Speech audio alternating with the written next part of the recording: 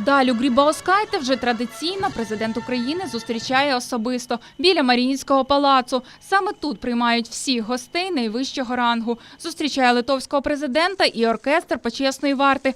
Вона ж з ними вітається новим військовим вітанням. Слава Україні!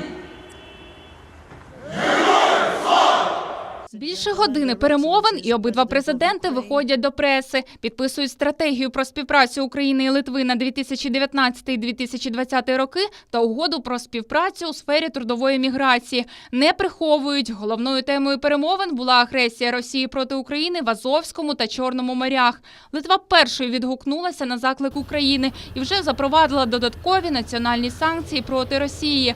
Обмеження торкнулися 20 осіб, які персонально брали участь у нападі на українських моряків та катери ЗСУ, а також їх командирів. До Литви їм тепер зась. Ми знаємо сьогодні, що міжнародні організації не ввели жодних санкцій проти російських дій. Проте ми ухвалили свої національні санкції. Ми також прийняли рішення надати амуніцію. Ми надсилаємо своїх військових інструкторів, кіберінструкторів та гуманітарну допомогу.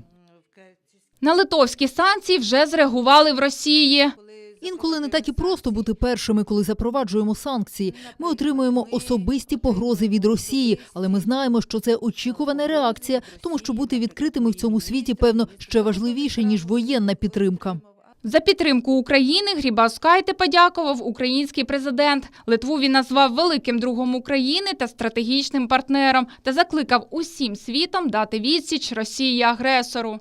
Ми закликаємо наших міжнародних партнерів вжити жорстких санкцій для зупинення агресивних зазіхань Росії в Чорному і Азовському морях та забезпечення свободи в навігації в регіоні.